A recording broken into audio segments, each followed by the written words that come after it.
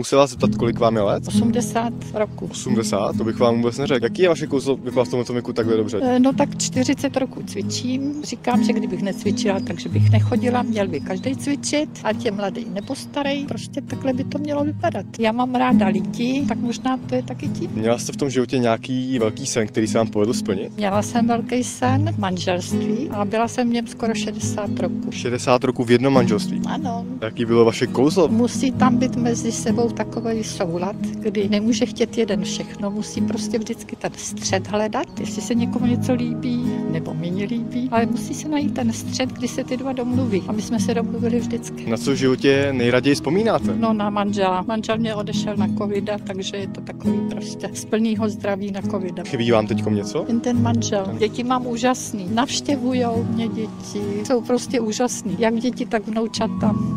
Mrzí vás něco, co jste v životě nestihla? Já myslím, že ne. Všechno jsem stihla tak, jak jsem chtěla. Jak podle vás prožít život naplno? Tak jenom s tou láskou těch svých nejbližších. Je něco, co byste ještě v životě chtěla zažít? Já myslím, že ne. Chtěla bych, aby se mě vrátil ten můj a ten se nevrátí, takže to se nedá nic dělat. Já myslím, že jinak ne.